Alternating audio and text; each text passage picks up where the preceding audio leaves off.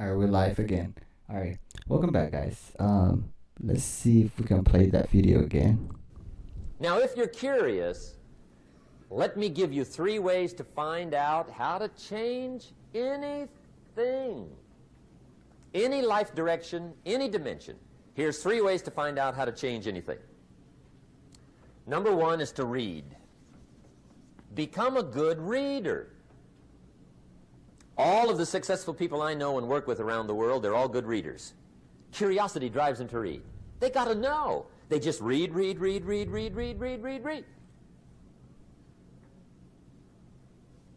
Become a good reader. Now, that's my opinion. Listen to the other lecturers and listen to me and make up your own mind. Don't be a follower. Be a student. Okay? I say, really, for life change, you got to read. One way to learn is from your own experiences, but another way to learn is from other people's experiences. See, now, if you're excited and you're ready to change, let me give you 3 steps to start life change that can change your life, your personality, your lifestyle. Everything can change. Here's the steps. Number 1, find out how things work. The first key to doing better is find out. To change your life, really, you need ideas. There isn't anything an idea can't change. And Schoff taught me the major problem is lack of an idea, not a problem. At first, I didn't have any money. I said to Mr. Schoff, I don't have any money. He said, that's not a problem. Now, see, up until then, I always thought it was. Right? I was confused. He said, no, the problem is lack of an idea on how to create money and wealth. It isn't lack of money, it's lack of ideas. So if you get the ideas, see, you can change anything. Now, to get ideas, you need a constant study of finding out. Now, Schoff also said, when you find out something that works, put the information in your journal. Don't use your head for a filing cabinet. Put it in your journal so that you can do the next best thing. Repetition, repetition, repetition. Go over it. And if you repeat it, go over it, sure enough, someday, some mysterious day, the idea takes root, starts to grow, and shows up in your bank account, and your dress, and your personality, and your lifestyle. But capture the ideas in your journal. Find out how things work. Schoff gave me this word for my life change. He said, study. Great word. If you wish to be successful, study success. If you wish to be happy, study happiness. If you wish to be wealthy, study wealth. Don't leave it to chance. Make it a study.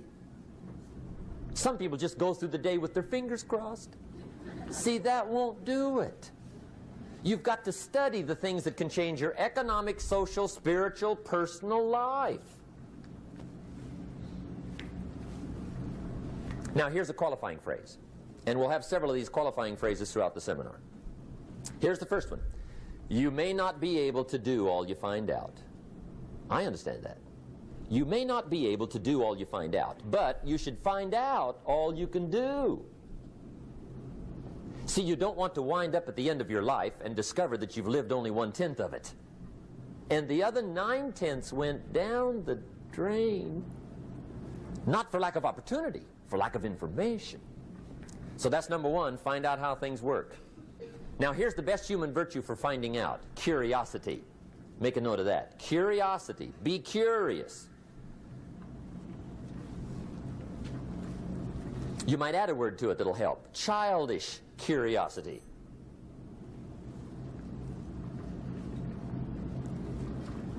What will kids do if they want to know something bad enough? Bug you. That's the phrase. They can ask 1,000 questions. You think they're through? They got another 1,000. They'll drive you to the brink. It's a virtue. When you got to know, be like a child. In fact, Jesus, the master teacher, said, unless you can become like little children, you might as well forget it. You don't have a prayer. Excellent advice. You got to be like children. 4 ways, in my opinion, to be like a child. Number 1 is curiosity, and number 2 is excitement. Get excited like a child over your ability to make yourself do anything for change. Third is faith. Have faith like a child. Adults are too skeptical. And fourth is trust. Trust is a childish virtue, but the rewards are incredible.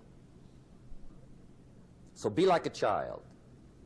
Now, if you're curious, let me give you 3 ways to find out how to change anything.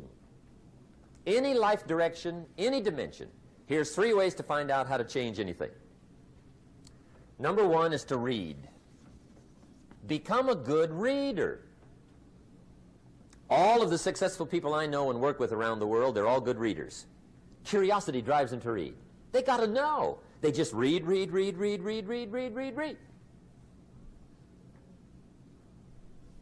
Become a good reader. Now, that's my opinion.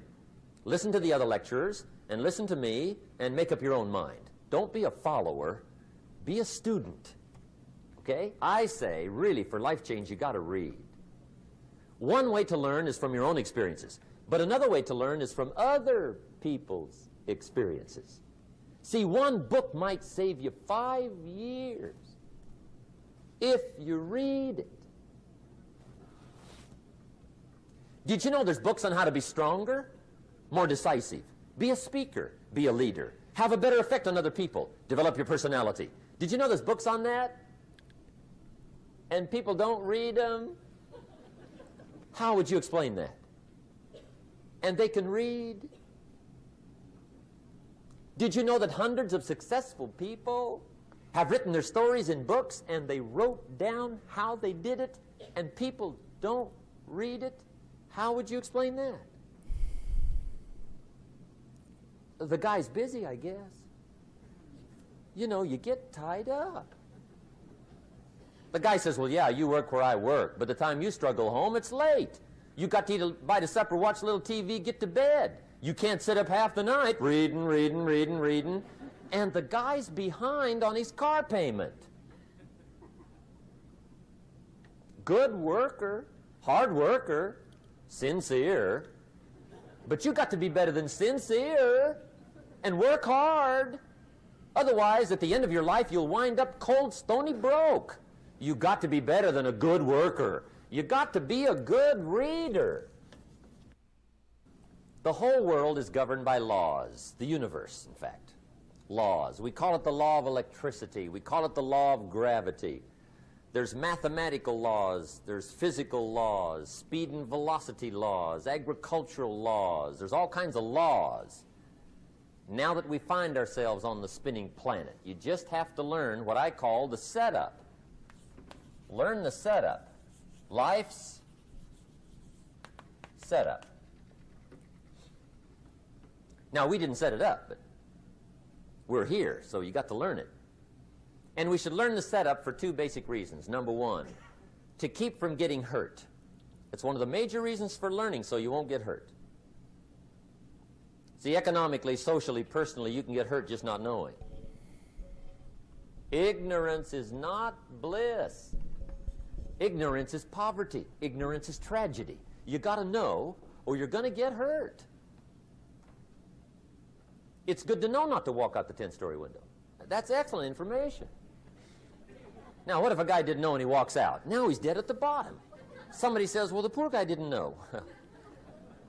You got to know, or you're going to get hurt. Okay. Now, here's a parenthesis. You don't have to like the setup. I don't ask you to like how it is. That's not what's important. But it is important to learn how it is. Okay? So you don't have to like it, but you should learn it. That's what I tell the kids, right? Make sure you get the information. What you think about it, that's up to you. What you're going to do with it, that'll soon be up to you. But make sure you get it. See, there's nothing worse than being stupid. Nothing. I mean, being broke is bad, but being stupid is awful. And what's really bad is being broken stupid, right? That's about the end of the world. I mean, there isn't anything much worse than that. Unless you're sick. Sick, broken, stupid. I mean, that is it, right? There's nowhere else to go. So make sure you get the information. It's key. You don't have to like it, but learn it. If this big monstrous thing lifts up in the sky, hangs there for a little while, cuts loose, comes crashing down, boom, shakes the ground for 5 miles. And then this big monstrous thing lifts back up in the sky, hangs there for a little while, cuts loose again, comes crashing down, boom, shakes the ground for 5 miles. It just keeps doing it, this big monstrous thing, lifting up and then crashing down, boom. Now, you might come along one day and say, that's got to be a stupid arrangement, which is okay. You're entitled to your opinion. But the first thing you should learn to do is get out from under it, right? That's number one. You might have a great moral argument. You might want to shake your finger at the sky, but do it from over there, right, so you don't get smashed. It's called your basic smart. So number one, learn so you won't get hurt, whether you like it or not. Learn. Now here's the second reason for learning, the setup, to benefit. It's called the plus of life. And that's what life is, right? Both minus and plus. The minus is tragedy, heartache, misery, failure, unhappiness. But life is also happiness, prosperity, good feelings. So here's the key. Learn to get on the good side of the way things work.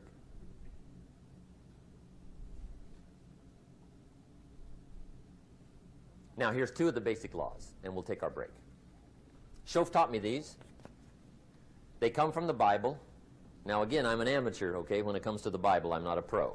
So you'll sort of have to take my way of putting it. But here they are. The first one is the law of use. The law of use. And it goes something like this. Whatever you don't use, you lose. Lack of use causes loss. Now, one of the best illustrations of the law of use is a Bible story called the $2 and with a big smile. Of course. How fortunate are the people that find themselves greatly affected by somebody. And Mr. Shof gave me the clue that helped me figure it all out. He said, Mr. Rohn, I have another answer for you. There's another way to quote this law that'll show you where the problem is so you can go to work on it right away. All you need to know is where the problem is, then you can go to work on it. So he quoted me the law another way, and I found out what my problem was. Here's the way you quote the law. Whatever you reap is what you've sown. Now I knew what my problem was. Whatever you reap is what you've sown. If you don't like the crop, who do you look up? Answer, whoever planted it. And where do you find who planted your crop? Answer, in the mirror. What I finally learned to do come fall was to go to the mirror. That's where you go. And if necessary, you say, a few skinny carrots? I got to be unimpressed. Where were you last spring? Asleep? Didn't you read the books? Did you break your hoe? Let me give you 7 key points to the law of sowing and reaping. Let's tick right down through the list of 7, and it'll be break time. 7 points to sowing and reaping. Here's part of the philosophy that really helped me to make some changes in life direction. Number 1, the law of sowing and reaping is negative. That's number 1, which simply means if you sow bad, you reap bad. Now, this is kind of 3rd grade, but it doesn't hurt to go over the basics. If you plant thistle seeds, you don't get pumpkins. Honest, no use looking for pumpkins. John says, how come no pumpkins? Come on, John. The law's negative. That's how come. Now, here's number 2. The law's positive, which simply means if you sow good, you reap good. If you plant pumpkin seeds, you don't get thistles. Not from pumpkin seeds. Mother Nature won't pull tricks on you over in the corner snickering, pushing new thistles and you planting pumpkin seeds. She won't do that. You will get pumpkins from pumpkin seeds, and the reason is because the law is positive. Now here's number 3. I got excited when I found out the full dimension of this. See, you do not reap what you sow, but rather you always reap much more than what you sow. So the third key word is more. You don't get back what you put out. You get back much more than what you put out. And it works both positive and negative. On the negative side, it said, if you sow to the wind, you reap the whirlwind. So you've got to get ready for that, or you will be naive. See, anybody can, whether you will or not. See, that's the question. And here's a good question to ask. We are all buying somebody's plan. The question is, whose? Who's got you talked into doing what you're doing? Who's got you talked into your present plan? See, 10 years from now, you will surely arrive. The question is, where? But see, anybody, if you want to, can go searching for a good plan, pick it, and start working it. And sure enough, as the time passes, as it surely will 5 years from now, 10 years from now, then you'll be winding up wearing what you want to wear, driving what you want to drive, living where you want to live, become what you want to become. But now's the time to fix the next 10 years. And who can? Anybody. Here's number 6. The 6th key to sowing and reaping. This is leveling with you now, as we promised to do. There's one thing better than the truth, and that's the whole truth. And here's part of the whole truth of the law of sowing and reaping. Number 6 is, you could lose. There are times when you just lose, no matter what you do. It's that kind of planet. You reap what you sow, yes, but... What does that mean? Yes, but, well, the farmer plants his crop in the spring, takes care of it all summer, loves his family, works 10, 12 hours a day, 6, 7 days a week, is an honorable man. Come fall, he's got a beautiful crop, and he deserves every bit of it. But the day before he sends the combines into the field, a hailstorm comes along and beats it all in the ground, which means you lose. Somebody says, well, what did he do wrong? Answer, nothing. It's just that kind of planet. Sometimes it's going to hail on your crop and rain on your parade, so you got to get ready for that or you will be naive. That's just part of the life arrangement. And don't press me why. I was not in on some of the original decisions here, so I don't know how it got set up. But there's just times, sometimes you lose. That's part of life. But now here's number 7. The 7th key to sowing and reaping. And it goes like this. It's just another way to quote the same law. And it goes like this. If you don't sow, that's just another way to quote the law. If you don't sow, what? You don't reap. You don't even have a chance. So if you looked at your game plan tomorrow, you might come to the quick conclusion, I got to get some sowing going. How true. Get you some sowing going. And remember, you've got plenty of time. You've got all the time there is.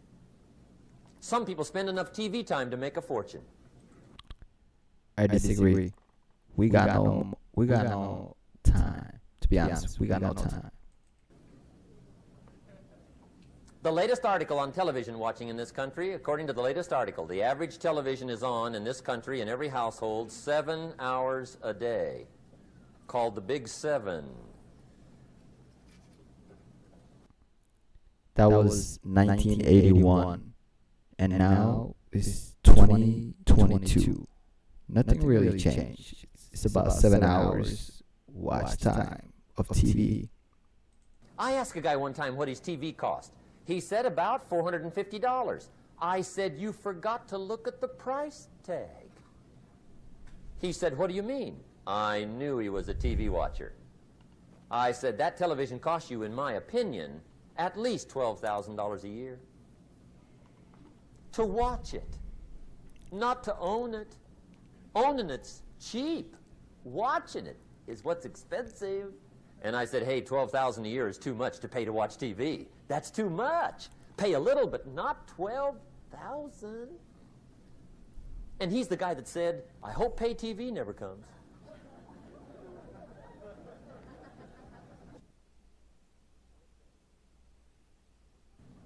Okay. We're trying to cover an awful lot tonight. I realize that. But my time schedule is such that we just have to sort of give it all to you and let you sort the rest out. I wish we had plenty of time for questions and answers and that whole thing, but our time is just limited. But we are trying to go through an awful lot. I realize that. But looks like everybody's getting it. This is about the note-takingest crowd I've seen in a long time. Incredible. Does anybody have 5 pages yet? Anybody? Oh, fantastic. Incredible. Okay. Maybe you heard the story about the preacher down in Texas, southern part of the country.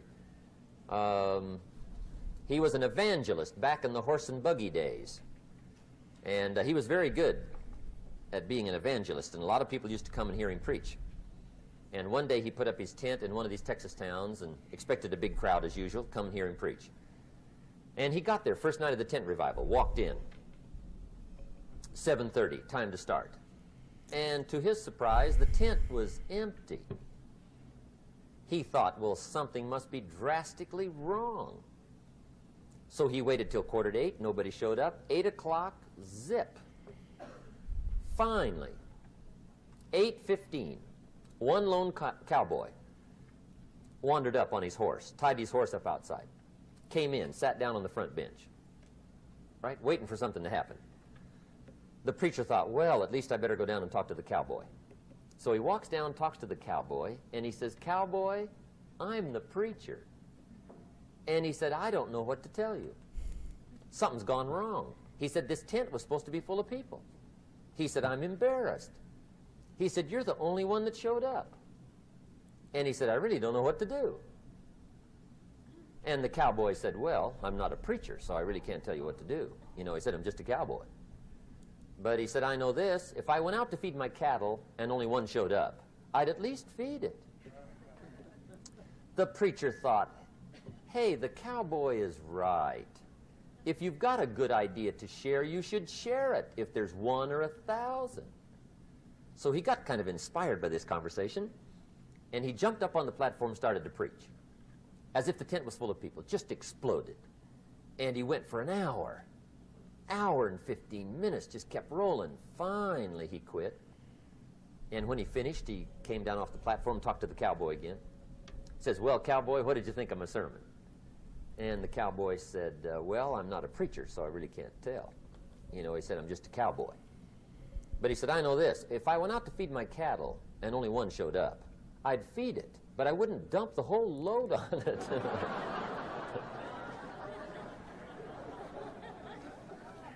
So anyway,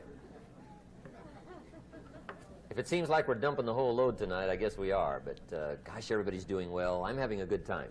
I appreciate the response here tonight. Okay, the next subject is setting goals. Let me show you what turned my life every way but loose.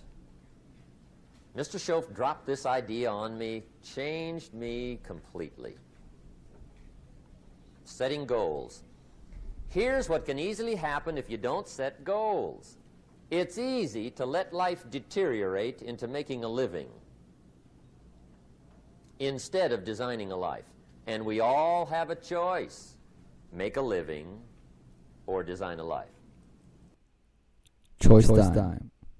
You choose. You want to make a living or suffer working 9 to 5. I'm sorry, that just cannot be me. I just can't. It's easy to get trapped by economic necessity and settle for existence rather than substance. That's easy. But the best advice I can give you on how to break out of that trap is to learn how to set goals. Mr. Shelf put it to me this way. He said, Jim, if you had enough reasons, you could do the most incredible things. I never forgot how he put that. If you have enough reasons. See, reasons will change your whole life. Mr. Shelf said to me, he said, Mr. Rohn, I think you've got plenty of intelligence, you've got plenty of talent, you've got plenty of ability. Probably what you lack is plenty of reasons. He said, I don't think your current bank balance is a true indication of your level of intelligence. I was happy to hear that. He said, I think you're much smarter than your present bank balance indicates. And that turned out to be true. I was much smarter. But of course my first question was, well then why isn't it bigger? And he said, you don't have enough reasons. You've got enough intelligence, but not enough reasons. So see, reasons can change your life. Here's what else I found out. Reasons come first, answers come second. You don't get the answers to do well till you get the reasons. Life has a mysterious way of hanging on to all the answers and only gives them up to the people that are inspired by reasons. So reasons make the difference in how your life works out. Now, what are some of the reasons for doing well? Let's go through a quick list called Reasons for Doing Well. First is personal reasons. Some people do well for recognition. Some people do well for respect.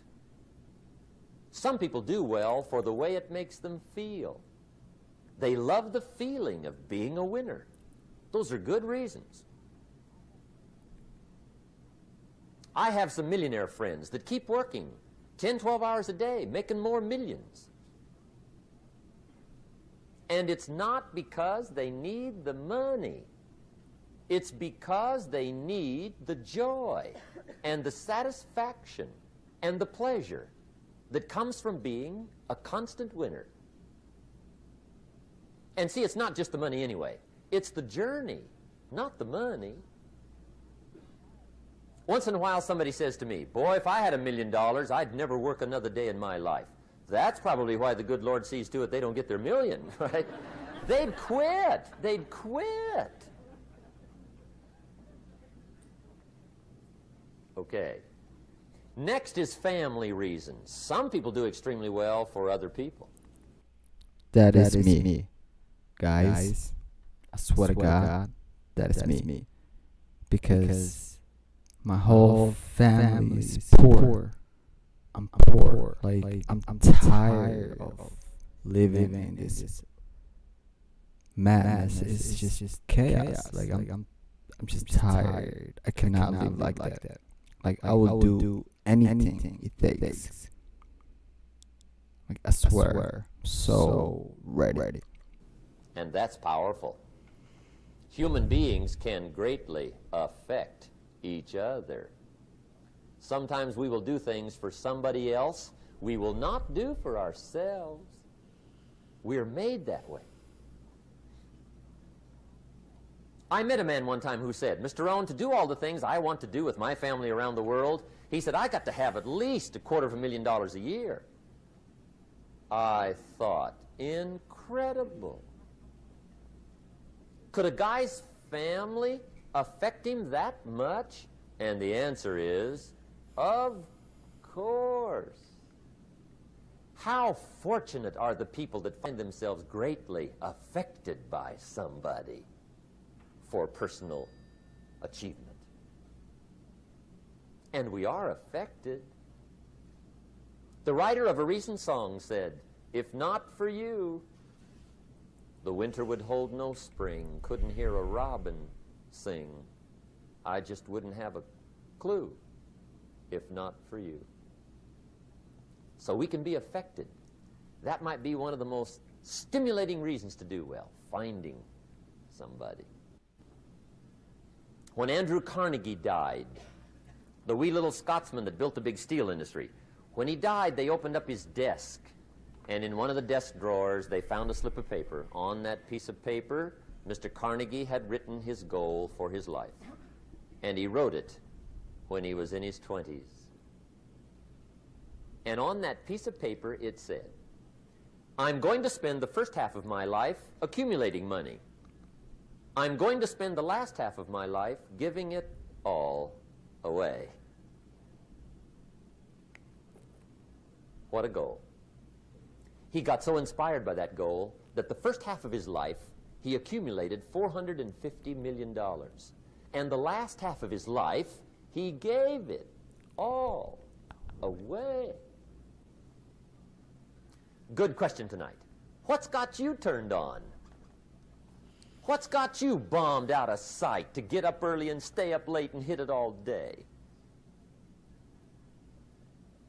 Next question. And it's 1:30 a.m. right now. Swear to God. What's got you turned off?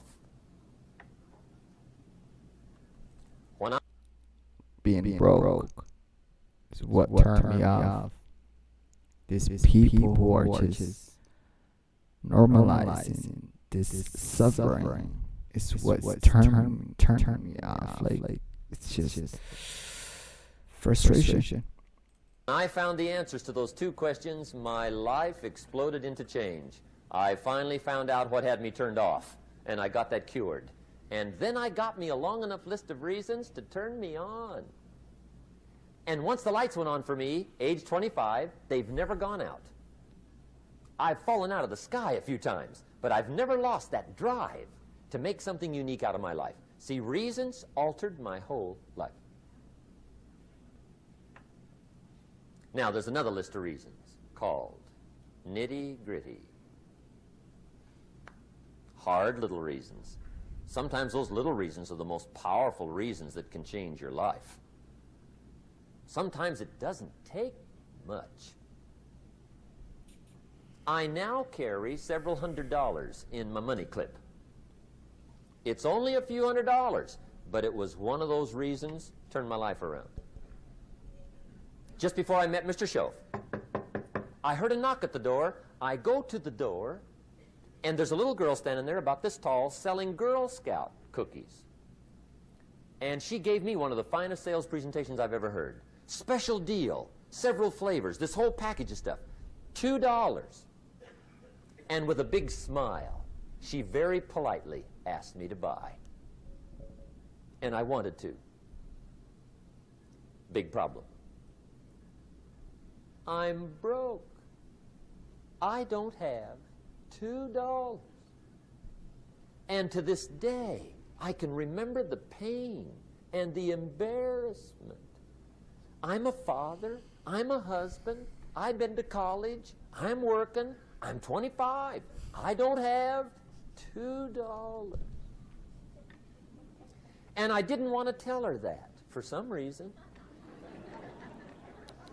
So I did what I thought was next best. I lied to her.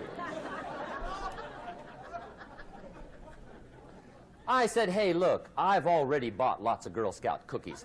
I've still got plenty stacked in the house, which was not true.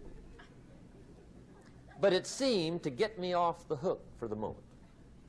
She said, well, gosh, that's wonderful. Thank you very much. And she went away.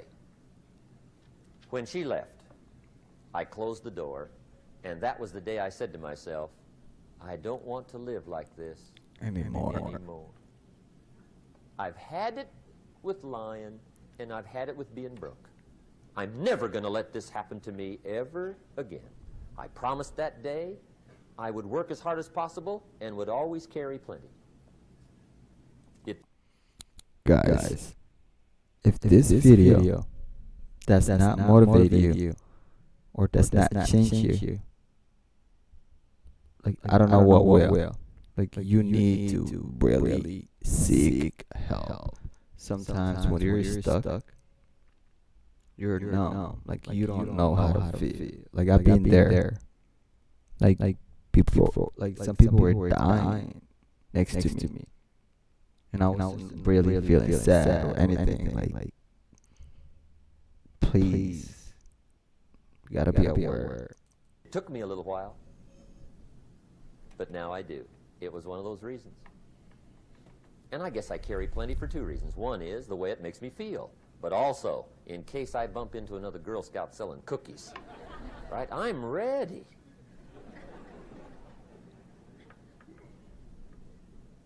I walked out of the Bank of America one time up in Saratoga, California, where I used to live. Two little girls selling candy right outside the bank. Good place. Like some girls' organization they're working for, right? I come walking out of the bank. This first little girl walks up to me. She said, "Mister, would you like to buy some candy?" I said, "I probably would." "What kind is it?" She said, "It's almond roca." I said, "My gosh, that's my favorite." She said, "Wonderful." I said, "How much is it?" She said, "It's just $2. I thought, incredible. I said, "How many boxes of that candy have you got?" She said, 5. And her little friend was standing there. She was selling candy too. I said, "How many boxes have you got?" She said, "I've got 4. I said, "That's 9. I'll take them all." They said, "Really?" I said, "Yeah, it's my favorite. I've got some friends. I'll pass them around." They got so excited, put all this candy together. I reached in my pocket and gave them the $18. When I've got the candy and they've got the money, that first little girl looks up at me. She says, "Mister, you are really something." How about that? Can you imagine only spending $18 and have somebody look at you in the face and say, "You are really something"? Now you know why I carry heavy, right? I'm not going to miss anymore. It was just one of those reasons. Helped to change my life. One of my nitty-gritty reasons was budget finance. Budget finance used to grind my soul. Way back in those early days, I had fallen for one of those consolidation loans, where you take all your little hard-to-pay bills, put them into one big impossible-to-pay bill, right? Nope. I would get 4 or 5 payments behind. This one guy used to call me day and night. I don't think they're allowed to do that anymore. Harassed me. Threatened to run me in front of the judge. Threatened to ruin my credit. Threatened to embarrass my family. One day he said, "We're going to come get your car, drag it rear end up down the street in front of your neighbors." The guy even called me a flake. And back in those days, I'm broke, I'm pitiful, there's nothing I can do about it. But I never forgot how the guy treated me. Remember, guys, that is exactly what's going to happen to you. When you're broke, it seems like everybody will take advantage of you. They'll treat you like you're a piece of shit. That's the other thing. And when I met Mr. Shoaf and I got my life straightened out and the money started to flow, that was one of my first projects, budget finance. I poured it on day and night. I finally put all the money together I owed him, which was considerable. I picked a day for the payoff. And when the payoff day came, I put the money in small bills in a big briefcase. And I walked into the budget finance office on Wilshire Boulevard in Los Angeles. The guy who harassed me so often, his desk was about 3 back. I walked right up to his desk, startled him. He wondered what I was doing there. It was the first time I'd been there since I'd borrowed the money, right? Without saying a word, I opened up this briefcase, dumped this pile of money all over his desk. I said, "Count it. It's all there. I will never be back." And I turned around and stormed out.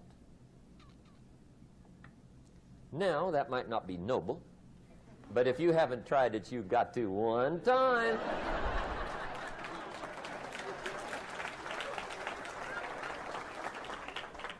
It can be the day that turns your life around. All you need is a reason that turns you on. One of my dear friends, Robert Depew, Bobby used to be a school teacher in Lindsay, olive capital of the world. Bobby taught school several years, got a little weary teaching school. One day decided he wanted to get into sales. So without telling anybody, he just up and quit his job teaching school and jumped into sales. When he did, his brother made fun of him, laughed at him, put him down, said Robert's lost his mind. Had a good job teaching school, now he thinks he's a salesman. He's going to go down the drain, lose everything. Just put him down something fierce.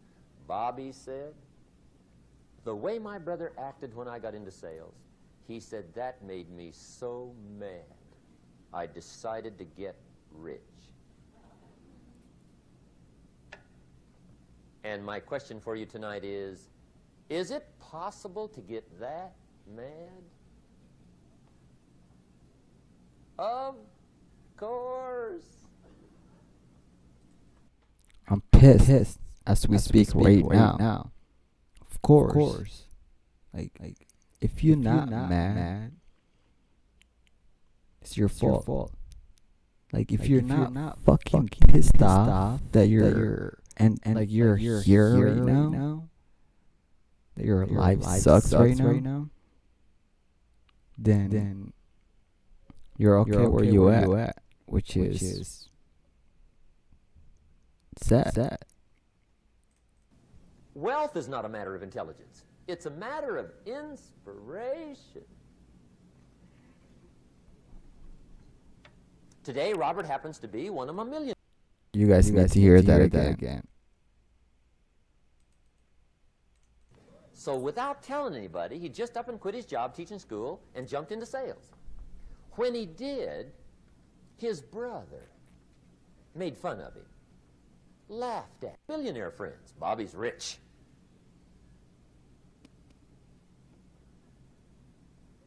Frank Sinatra said one time, the best revenge is massive success.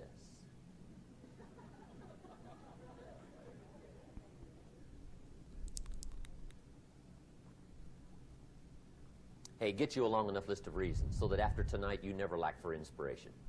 You might not have all the answers right away, but you can get the answers if you can get the reasons. Now, let me give you a little simple formula for goal setting. Okay?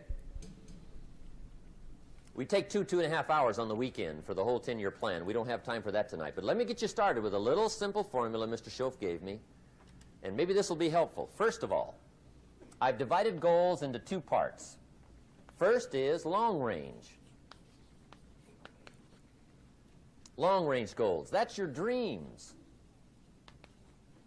Your dreams for the next 3, 5, 10, 20, 30, 40 years. Actually, the rest of your life. Your dreams. You've got to keep dreaming. Ronald Reagan, president, said to the joint session of Congress a few weeks ago, the Republic is a dream. And if we don't keep dreaming, we will lose the Republic.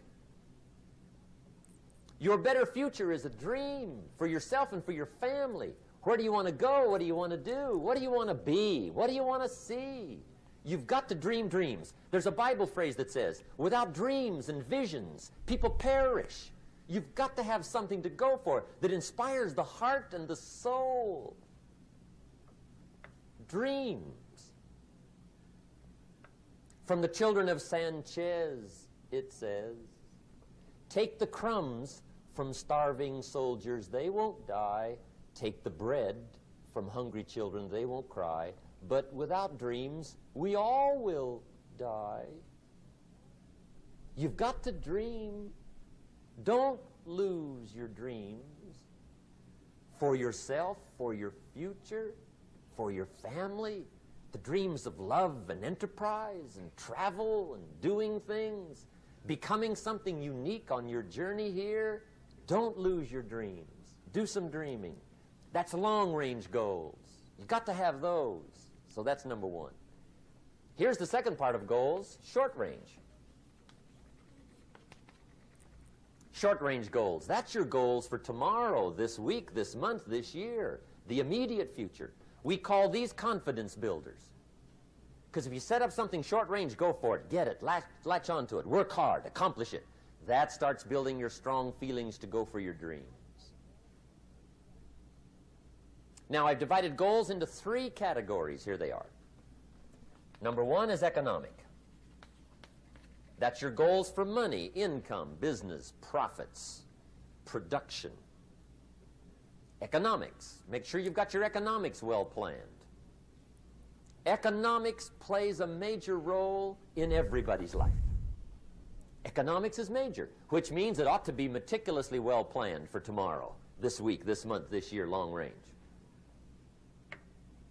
What if you asked somebody tomorrow if you could see their meticulously well-planned list of economic goals? What would they probably say? They say, you some kind of a nut? You must be weird. Hey, I found out what success is. Success is doing what the failures won't do. Make sure you've got your economics well planned. It'll put you in the top 5%. One of the key little subjects we talk about on the weekend is the 7 fundamentals for wealth and happiness. And that's one of them, well-planned economics. It's a fundamental if you want to do well. Join the top 5%. Anybody in this room can join the top 5%, if you will. Let's do that, guys. Let's figure it out together. Let's do this. Okay. Now here's the second category of goals, things. Make a list of the things you want. And on my list of things, now I put everything. Little things as well as major things. Doesn't matter how small it is, it goes on my list. I used to just put major things, cars, homes. I don't do that anymore. I now load my list with everything. Everything. And the reason is, part of the fun of having a list is checking it off. That's it. Boy, at the end of the day, if you can go, got it, whatever it is, right? You get into the habit. So load up your list, the things you want. Now, when you check off something major, celebrate. That's an important point to make. Celebrate your achievements. Live it up. Have a party when you reach something you've worked for a while. See, we all grow from 2 experiences. One is called the pain of losing. The other one is called the joy of winning. We need both of them. Amplify them as much as you can, which also means make losing painful. If you set up something, fooled around, didn't get it, put it on yourself. On the other side, if you did get it, congratulate yourself. Self-congratulations is a sign of maturity. Seeking congratulations is a sign of immaturity. But hey, winning and losing, see, that's what it's all about. That's the name of the game. Now, some people lead such mediocre lives, at the end of the day, they don't know whether they're winning or losing. They got no clue. Guy's just going through the day with his fingers crossed. There's a better way. Please, don't be that person. Have a plan. If you don't, let's figure it out. I don't have a plan either. Let's just figure it out. Because there's a better way. Okay, here's the third category of goals, personal development. Put those goals together. Personal development goals. That's your goals to be stronger, more decisive, be a speaker, be a leader, learn a language, all kinds of skills. Okay. The whole weekend seminar was designed to improve all your skills so that you walk away more skillful. And that's what you want, the personal development skills. That's what attracts, that's what brings good things to your life, the person you become more skillful. I'm working on this. Every day. I work on this every single day. 24 hours, 7 days a week, 375 days. Now, this is quite a package to work on. Economics, things, personal development. For tomorrow, this week, this month, this year, long range. Okay? That'll get you started. Now here's the simple formula for setting goals. It goes like this. A, work on your goals. That's step one. Work on them. And I put the word work there deliberately. Setting goals is plain hard work. I don't want to kid you. We haven't come here tonight to kid each other. It's work. I know it's work. That's why a lot of people just let it slide. It's work. Many people work hard on their job, but they don't work hard on their future. They just let that slide. And the work involved is making plans. I know most people don't. I understand that. But don't let that be you. Guy says, well, yeah, you work where I work. By the time you struggle home, it's late. You've got to eat a bite of supper, watch a little TV, get to bed. You can't sit up half the night. Plan, plan, plan. And the guys behind. Good worker, hard worker, sincere. But you've got to be better than sincere, working hard. You've got to be better than a good worker. You've got to be a good planner. Somebody once wisely said, the people who fail to plan are planning to fail. Well said. So work on your goals. Here's step two. Write your goals down. That's so important. I teach my staff around the world, put your goals in your journal. Because one of the major people you want to study is yourself. Oh my God. I don't think a lot of you guys know that. The person you want to study the most is yourself.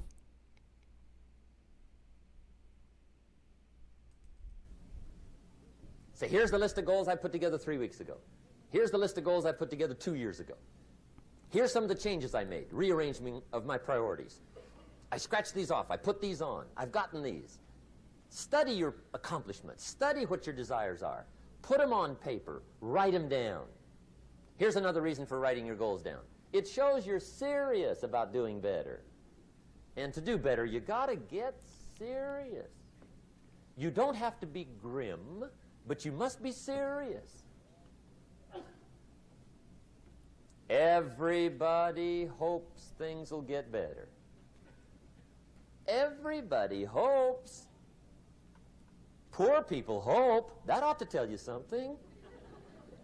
It means the future does not get better by hope. It gets better by plan. I used to have the affliction called passive hope. It's an affliction. It's bad. Probably what's even worse than that is happy hope. Now that is really bad. That's bad. Happy hope.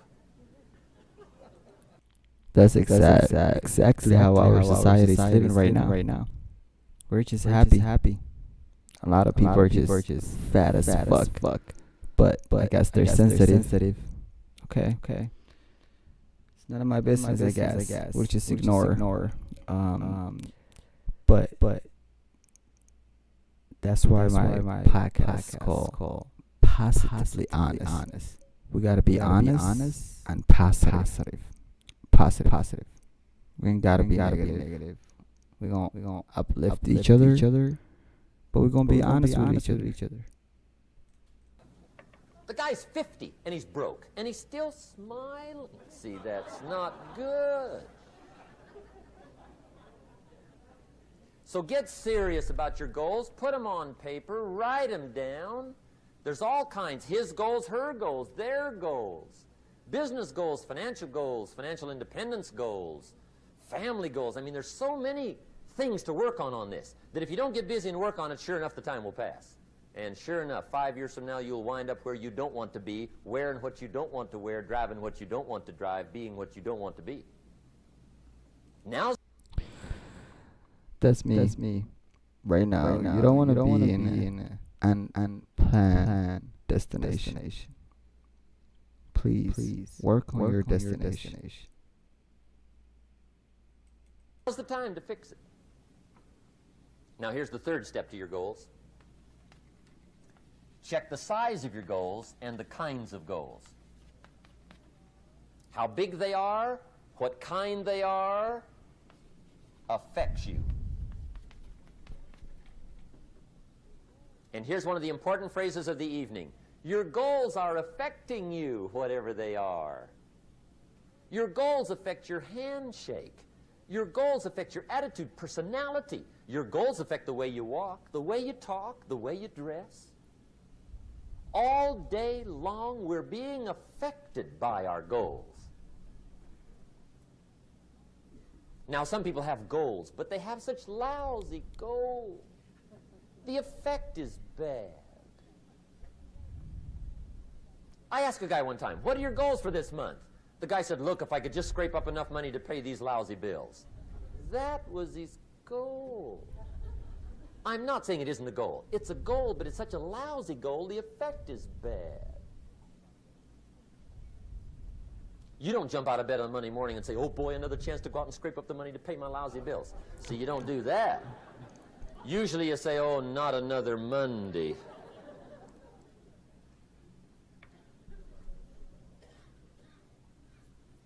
And some people have so given up on life, they have joined the thank God it's Friday club. How sad.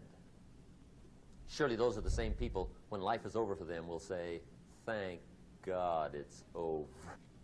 Let me Let me say a little bit about that. Like it drives me crazy. Nowadays, it's like even my supervisor. It's like thank God it's Friday. And nowadays there's a new phrase or word or whatever you call. They'll be like Friday. It's like you gave up life. If you're getting excited that Friday's here and now you're gonna live free for the weekend. That's not a good life. View a Bible philosophy that teaches how to get whatever you want. That's the title of the next set of notes. How to get whatever you want. From the Bible. It works. It's like pushing a button and all this machinery starts working. I don't know how. It just works. There's a lot of things you don't need to know how. Just work them. Some people are always studying the roots. Others are picking the fruit. I mean, it depends on what end of it you want in on. Asking is the beginning of receiving, so start the process. Here's number 2. Receiving is not the problem. Receiving is automatic. Now, if that's true, receiving is not the problem, what's the problem? Not asking. Failure to ask might be one of your major problems. I don't know. Check it out. The guy says, oh, now I see it. I got up last year and hit it every day, but there's not a scrap of paper with my goals on it. Good worker, poor asker. So you got to change that. Here's number 3. Receiving is like the ocean. There's plenty, especially in California. It's like an ocean here.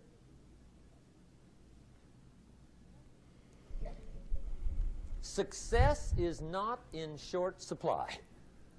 Nope. It isn't rationed, and you stepped up to the window and it was all gone. No. It's like an ocean here.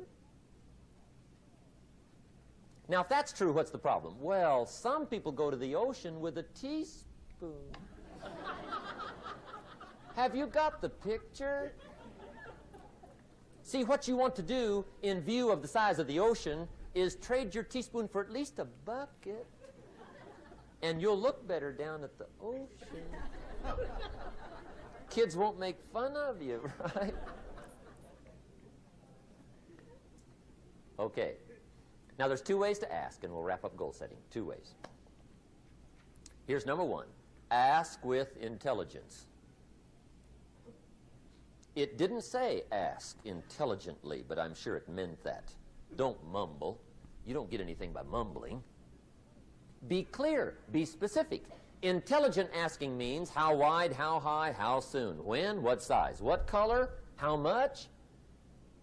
Define what you want and describe what you want. That's powerful. In the weekend seminar we teach, goals become like a magnet. They pull you that direction. And the better you describe them, the more they pull. So ask intelligently. Here's number two. Ask with faith. That's the childish part of the equation. Believe. All right, guys. We want to stop there. The video. We're gonna. Believe you can get what you want. Like it. We will continue some other time. But meanwhile, I just got a few articles to bring to your attention. Number one. I came across this article that says 58% of Americans are living paycheck to paycheck after inflation spike, including 30% of those earning $250,000 and more. That is insane. Like if you're making 250,000 or more, excuse me, and you are living paycheck to paycheck. Think about those people who are making 30,000 a year, 40,000 a year. How do you think they're living? Yeah, that's me. So you gotta plan your future, because this is killing you slowly. It's killing you slowly. We just can't keep going like this. So let me share a couple more.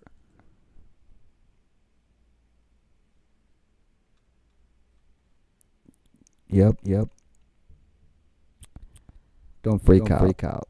But stress is shrinking your brain. That's a fact.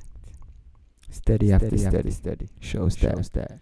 And if that does not freak you out, or at least wake you up, then I don't know what will.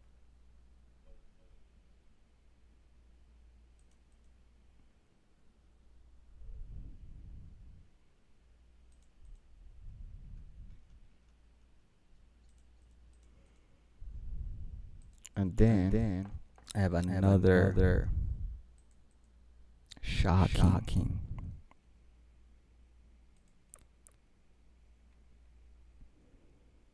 article. Look at this. You are eating a credit card's worth of plastic a week, and it's killing your gut. Again, guys, there's not a lot of people actually reporting this. This is a fact. Look it up. That's every week.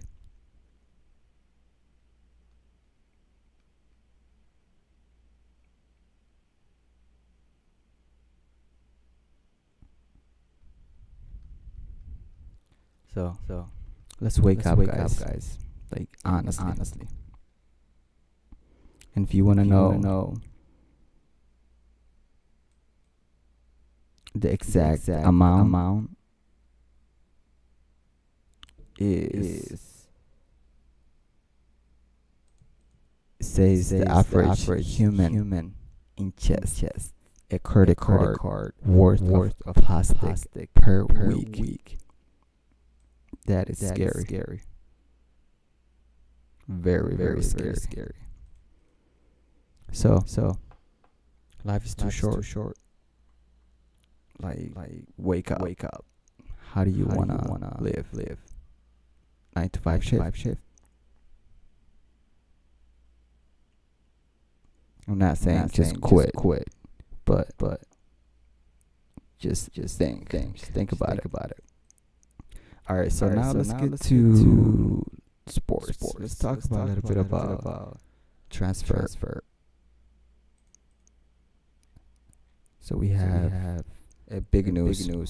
So we have Gabriel Jesus completes signing to Arsenal, which is to me not a big deal, to be honest, because this guy he's not that good. Plus he is the type of player that loves to show off for the camera. But they also got rid of, like I said, which I believe was one of the hardworking strikers. But the sad news is that this guy, Sadio Mané, left Liverpool, joining Bayern Munich.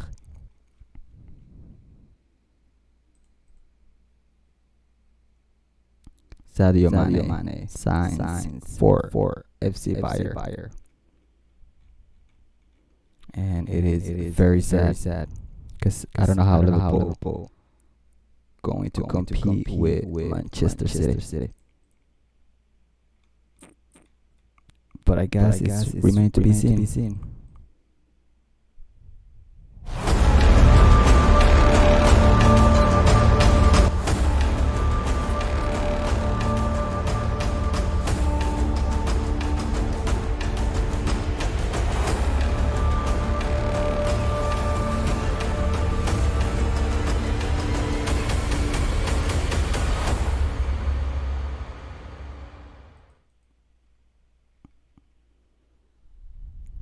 And Premier League starts on August 6th. And you already know who's gonna win. Manchester City. And the World Cup is gonna start on November 21st. And this is the stadium that they will be playing at. I'm trying to see if I can show you the six. I think there's eight stadium. Yeah, here they are. So they will be using these eight stadiums for the World Cup.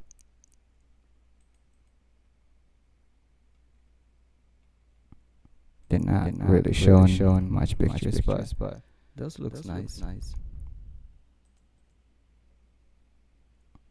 I'm sure it was built on slavery. But that's whole another podcast.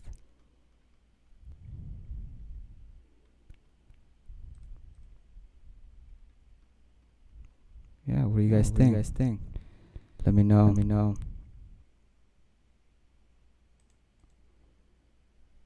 And yes, the United States did qualify.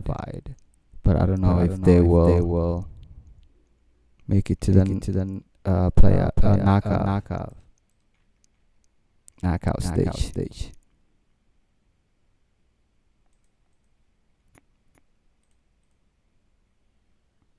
And there you have it.